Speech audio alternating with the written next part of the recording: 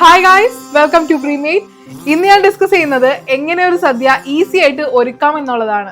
അപ്പൊ എങ്ങനെയാണ് സദ്യയുടെ പ്രിപ്പറേഷൻസ് എന്നൊക്കെ നമുക്ക് നോക്കാം.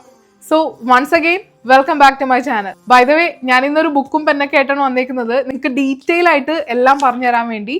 അപ്പൊ ഇന്ന് ഷെയർ ചെയ്യുന്നത് സദ്യയുടെ ടിപ്സ് ആൻഡ് ട്രിക്സ് ഒക്കെ ആയിട്ടാണ്, എങ്ങനെ എത്രയും എളുപ്പത്തിൽ നിങ്ങൾക്ക് സദ്യയൊക്കെ ഉണ്ടാക്കാമെന്ന്. സോ നമ്മൾ എപ്പോഴും സദ്യ ഉണ്ടാക്കുമ്പോൾ എത്ര പേരാണ് സദ്യയിൽ പങ്കെടുക്കുന്നത്, നമ്മുടെ ഇലയിലുള്ള കാര്യങ്ങൾ എപ്പോഴും നമ്മളൊന്ന് ബുക്കിൽ അല്ലെങ്കിൽ നോട്ട്സിൽ ലിസ്റ്റ് ഔട്ട് ചെയ്യുക.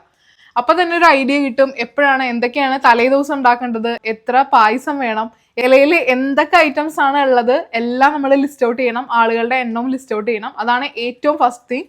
ലിസ്റ്റ് ഔട്ട് ചെയ്തതിന് ശേഷം നമ്മൾ ചെയ്യേണ്ട ഒരു കാര്യം എന്ന് പറഞ്ഞിട്ടുണ്ടെങ്കിൽ, സദ്യയുടെ അന്ന് ഉണ്ടാക്കേണ്ടത്, സദ്യയുടെ തലേ ദിവസം ഉണ്ടാക്കേണ്ടത്, അല്ലെങ്കിൽ 2 ദിവസം മുന്നേ, ഇഞ്ചിക്കറി ഒക്കെ ആണെങ്കിൽ ഒരു 5-6 ദിവസം മുന്നേ ഉണ്ടാക്കി ഫ്രിഡ്ജിൽ വെച്ചിട്ടുണ്ടെങ്കിലും കുഴപ്പമില്ല.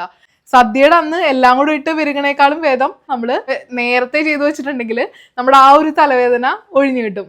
അപ്പോൾ പാസ്റ്റ് 3 years ആയിട്ട് ഞാനാണ് ഇവിടെ സദ്യ ഒരുക്കുന്നത്, ഒരു 30-40 പാക്സിന് വേണ്ടിയിട്ട്. ആ ഒരു എക്സ്പീരിയൻസ് വെച്ചിട്ടാണ് ഞാൻ ഇന്നത്തെ സദ്യയുടെ ടിപ്സ് ആൻഡ് ട്രിക്സ് ഒക്കെ ഷെയർ ചെയ്യുന്നത്. അപ്പൊ ഞാനിവിടെ എന്തൊക്കെയാണ് ലിസ്റ്റ് ഔട്ട് ചെയ്തതെന്ന് നമുക്കൊന്ന് നോക്കാം. അപ്പോൾ ഓണം വിഷു സദ്യക്ക് ഒരുക്കേണ്ടതായിട്ടുള്ള കാര്യങ്ങളുടെ ലിസ്റ്റാണ് ഇവിടെ കൊടുത്തേക്കുന്നത്.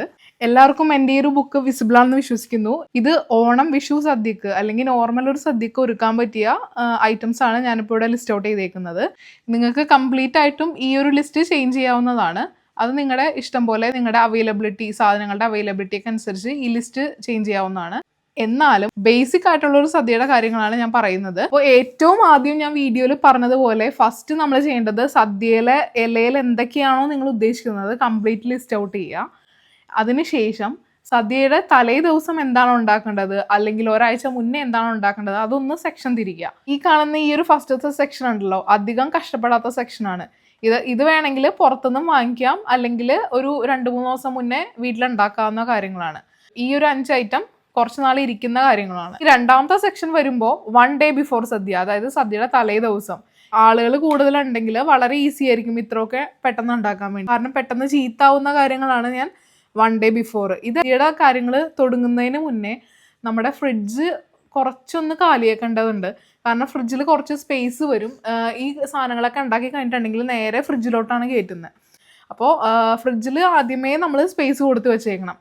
1 day ബിഫോർ സദ്യയിൽ ലിസ്റ്റ് ഔട്ട് ചെയ്തേക്കുന്ന കാര്യങ്ങൾ ഞാൻ പറയാം. സാമ്പാറുണ്ട്, പുളിശ്ശേരി ഉണ്ട്, കട്ടപ്പരിപ്പുണ്ട്, കൂട്ടുകറിയുണ്ട്, ബീട്രൂട്ട് പച്ചടി ഉണ്ട്, പൈനാപ്പിൾ മധുരക്കറി ഉണ്ട്, അച്ചിങ്ങ കായ ഉലർത്തുണ്ട്, ഓലൻ, പിന്നെ ക്യാബേജ് ഉപ്പേരി, രസം, പായസം. ഞാൻ മോസ്റ്റ്ലി ഉണ്ടാക്കുന്നത് പാലടയാണ്. നെയ്പായസം വേണമെങ്കിൽ ചിലപ്പോൾ ഞാൻ ഉണ്ടാക്കാറുണ്ട് നെയ്പായസം. അത് ഡിപ്പെൻസ് ഓൺ മൂഡ്. എല്ലാവരുടെയും മൂഡ് അനുസരിച്ചാണല്ലോ എല്ലാം ചെയ്യുന്നത്. അപ്പോൾ നോർമലി ഇത്തരം കാര്യങ്ങളാണ് ഞാൻ തലേ ദിവസം, അതായത് ഓണത്തിൻ്റെ തലേന്ന് അല്ലെങ്കിൽ വിഷുവിൻ്റെ തലേന്ന് രാത്രി ഒരു 7 മണിക്ക് തുടങ്ങിയിട്ടുണ്ടെങ്കിൽ, പച്ചക്കറി ഏരിയയിലെല്ലാം കൂടെ 7 മണിക്ക് തുടങ്ങിയിട്ടുണ്ടെങ്കിൽ ഒരു വെളുപ്പിന് ഒരു 2 മണിയൊക്കെ ആകുമ്പോഴേക്കും എൻ്റെ പരിപാടിയൊക്കെ കഴിയും. ചിലപ്പോൾ ഓവർനൈറ്റ് 4 മണി വരെയൊക്കെ പോകാം. അത് ഡിപ്പെൻസ്, ഓരോരുത്തരുടെ പോലെ ഇരിക്കും. അപ്പോൾ ഓണത്തിൻ്റെ അന്ന് കഷ്ടപ്പെടണ്ടല്ലോ. എന്തിനാണ് കട്ടപ്പരിപ്പ് തലേ ദിവസം ചെയ്യുന്നതെന്ന് ഞാൻ വഴിയേ പറയാം. ഞാൻ ഒരു ഓർഡർ അനുസരിച്ചാണ് ഇതൊക്കെ ചെയ്യുന്നത്. ആദ്യം ഞാൻ ഉണ്ടാക്കുന്നത് പുളിശ്ശേരിയൊക്കെ ആയിരിക്കും. പുളിശ്ശേരിയൊക്കെ തലേ ദിവസം ഇരുന്നാലും നല്ല ടേസ്റ്റാണ്. കൂട്ടുകറി, ബീട്രൂട്ട് പച്ചടി, അത് കഴിഞ്ഞിട്ട് ഞാൻ സാമ്പാർ ചെയ്യും. അത് കഴിഞ്ഞിട്ട് പായസം, ആദ്യം പൈനാപ്പിൾ മധുരക്കറി, അങ്ങനെ പോകും. വേണമെങ്കിൽ നമുക്ക് അച്ചിങ്ങ കായ ഉലർത്ത്, ഓലനൊക്കെ സദ്യയുടെ അന്ന് ചെയ്യാം. പക്ഷേ ഞാനൊന്നും റിസ്ക് എടുക്കാറില്ല. സദ്യയുടെ അന്ന് ഞാൻ ഫ്രീ ആയിട്ടിരിക്കും. ഈ അച്ചിങ്ങയും കായം ഉലർത്ത് ചിലർ ചോദിക്കും എന്തിനാണ് സദ്യയുടെ അന്ന് ഉണ്ടായിക്കൂടെ. ഇതുവരെ ടച്ച് വുഡ് എൻ്റെ അച്ചിങ്ങയും കായ ഉലർത്ത് ചീത്തായിട്ടില്ല. അതാണ് ഞാൻ പറയുന്നത്.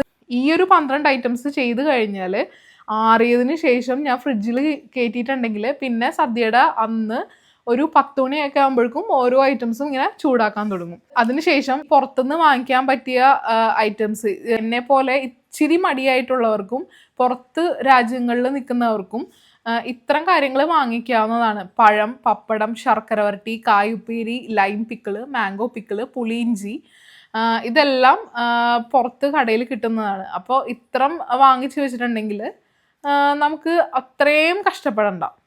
ഒതൻറ്റിക് ആയിട്ട് എല്ലാ സദ്യയും ചെയ്യുന്നവർക്കാണെങ്കിൽ ഇത് ഞാൻ പറഞ്ഞ പോലെ ഒരു 2-3 ദിവസം മുന്നേ ചെയ്തു വെച്ചിട്ടുണ്ടെങ്കിൽ ഇത്രം വളരെ ഈസി ആയിരിക്കും. പിന്നെ സദ്യയുടെ അന്ന് ഉണ്ടാക്കുന്നത് ഞാൻ പറഞ്ഞില്ലേ, പപ്പടം, ഇഞ്ചിത്തൈര് ഞാൻ പറയാൻ മറന്നു കേട്ടോ. ഇഞ്ചിത്തൈര് ഞാൻ ഉണ്ടാക്കും സദ്യയുടെ അന്ന്. മോര് ഇഞ്ചിത്തൈര് ഉണ്ടാക്കിയിട്ടുണ്ടെങ്കിൽ അതിൽ നിന്ന് കുറച്ച് മോരിനെടുക്കുന്നത് വളരെ എളുപ്പമുള്ള പരിപാടിയാണ്. അപ്പോൾ പപ്പടം, ഇഞ്ചിത്തൈര്, മോര്, ചോറ്, ഈ 4 ഐറ്റംസ് ആണ് ഞാൻ സദ്യയുടെ അന്ന് ഞാൻ ചെയ്യുന്നത്. ഇനി സദ്യയുടെ ടിപ്സിലോട്ട് കിടക്കാം. കാണിച്ചത് അത്രയും ക്ലിയർ ആണെന്ന് വിശ്വസിക്കുന്നു. ഇനി സദ്യയുടെ ടിപ്സ് ആൻഡ് ട്രിക്സിലോട്ട് കിടക്കാം. അപ്പൊ സദ്യയുടെ ഒന്നാമത്തെ കാര്യം എന്ന് പറഞ്ഞിട്ടുണ്ടെങ്കിൽ പച്ചക്കറി എല്ലാം സെപ്പറേറ്റ് ചെയ്ത് വെക്കുന്നതാണ്. നാളെയാണ് സദ്യയെങ്കിൽ നമ്മളപ്പോൾ നാളെ ആണെങ്കിൽ ഇന്ന് എന്തായാലും ഗ്രോസറി പർച്ചേസ് ഒക്കെ ചെയ്തിട്ടുണ്ടാവും. വെജിറ്റബിൾസ്, ഗ്രോസറീസ് എല്ലാം വാങ്ങിച്ച് നമ്മൾ സെറ്റ് ചെയ്ത് വെച്ചിട്ടുണ്ടാവും. അപ്പോൾ സദ്യക്ക് വേണ്ടുന്ന പച്ചക്കറികൾ ഡിവൈഡ് ചെയ്യണം. അവിയലിന് വേണ്ടത്, സാമ്പാറിന് വേണ്ടത്, കൂട്ടുകറിക്ക് വേണ്ടത്, ഓലന് വേണ്ടത്, പച്ചടി, കിച്ചടി, പുളിശ്ശേരി, അങ്ങനെ എല്ലാത്തിനും വേണ്ട പച്ചക്കറി ആദ്യം സെപ്പറേറ്റ് ചെയ്ത് വെക്കാം. അങ്ങനെ പച്ചക്കറികളെല്ലാം സെപ്പറേറ്റ് ചെയ്ത് വെച്ചിട്ടുണ്ടെങ്കിൽ ഒന്നും അങ്ങോട്ടും ഇങ്ങോട്ടും മിക്സ് ആവില്ല. അതാണ് ആദ്യത്തെ ടിപ്പ്. അപ്പോൾ ഞാൻ നേരത്തെ ലിസ്റ്റ് ഔട്ട് ചെയ്തതിൽ കട്ടപ്പരിപ്പൊക്കെ തലേ ദിവസമാണ് ഉണ്ടാക്കി വെക്കുന്നത്. അതിൻ്റെ ഒരു റീസൺ എന്ന് പറഞ്ഞിട്ടുണ്ടെങ്കിൽ എനിക്ക് 3 കാര്യങ്ങൾക്കാണ് സദ്യയിൽ പരിപ്പ് വേണ്ടത്. ഒന്ന് സാമ്പാറിന്, ഒന്ന് കട്ടപ്പരിപ്പിൻ്റെ ആ ഒരു കറിക്ക്, പിന്നെ രസത്തിന്. ആസ് യു ഓൾ നോ, ഞാൻ ഒറ്റക്കാണ് സദ്യ ഉണ്ടാക്കുന്നത്. ഈ പരിപ്പിന് വേണ്ടി ഓരോ പ്രാവശ്യം, സാമ്പാറിന് ഒരു പ്രാവശ്യം പരിപ്പ് വേവിക്കണം, കട്ടപ്പരിപ്പിന് ഒരു പ്രാവശ്യം ഞാനൊരു സർട്ടൺ എമൗണ്ട് ഓഫ് പരിപ്പ് എടുക്കും. ഇതിന് 3നും കൂടെ ആവശ്യമായിട്ടുള്ള പരിപ്പ് എടുത്തിട്ട് എല്ലാവരും കൂടെ ഒരുമിച്ചാണ് ഞാൻ കുക്ക് ചെയ്യുന്നത്. അപ്പോൾ സാമ്പാറിന് എടുക്കാം, കട്ടപ്പരിപ്പിന് എടുക്കാം, രസത്തിന് എടുക്കാം. അപ്പോൾ അതാണ് രണ്ടാമത്തെ ടിപ്പ്. ഈ മൂന്നാമത്തെ ടിപ്പ്, ഞാൻ ഒറ്റ പ്രാവശ്യമാണ് താളിപ്പ് റെഡിയാക്കുന്നത്. താളിപ്പ് എന്ന് പറഞ്ഞിട്ടുണ്ടെങ്കിൽ ലാസ്റ്റ് ആ കടുക് പൊട്ടിച്ചിടുന്ന ആ ഒരു സംഭവം. അപ്പോൾ സാമ്പാറിന്, കൂട്ടുകറിക്ക്, പുളിശ്ശേരിക്ക്, ഇരക്കറി, പച്ചടി, പിന്നെ ഓലന് വേണ്ട. ചിലർ ആദ്യമേ താളിച്ചുണ്ടാക്കുന്നവരുണ്ട്. ഞാൻ അങ്ങനെയല്ല. എല്ലാം കഴിഞ്ഞിട്ട് അവസാനം ഞാൻ സദ്യയുടെ ലാസ്റ്റ് മൊമെന്റ് ആണ് ഈ താളിപ്പ് ഓരോന്ന് ഒഴിച്ചു കൊടുക്കുന്നത്. അപ്പോൾ നോക്കിയാൽ നമുക്ക് ഗ്യാസ് സേവ് ചെയ്യാം. ഓരോ പ്രാവശ്യം ഇങ്ങനെ താളിച്ചൊഴിക്കേണ്ട കാര്യമില്ല. പിന്നെ ഇതുപോലെ സെയിം തിങ് തേങ്ങരപ്പ് ചെയ്യുന്നത്. ബീട്രൂട്ട് പച്ചടിക്കായാലും ഈ പച്ചടികൾക്കൊക്കെ ഏകദേശം ഒരേ ടൈപ്പാണ് തേങ്ങരക്കുന്നത്.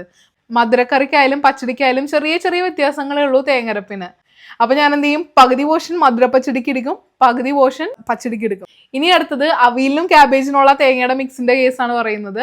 അവിയലിനും ക്യാബേജിനും ഏകദേശം ഒരേ കൂട്ടാണ് ഞാൻ ചെയ്യുന്നത്. ടിപ്പ് എന്ന് പറഞ്ഞിട്ടുണ്ടെങ്കിൽ അവിയലിനും ക്യാബേജുമാണ്. എൻ്റെ അവിയൽ എടുക്കുവാണെങ്കിൽ നല്ല ഡ്രൈ ആയിട്ട് കിടക്കുന്ന അവിയലാണ്.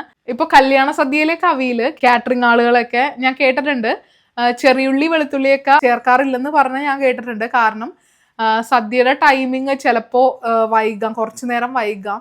അപ്പൊ അവിയൽ പെട്ടെന്ന് കേടാവുന്ന ഒരു ഐറ്റമാണ്. അപ്പൊ അവിയൽ കേടാവാതിരിക്കാനാണ് അങ്ങനെ ചെയ്യുന്നത്.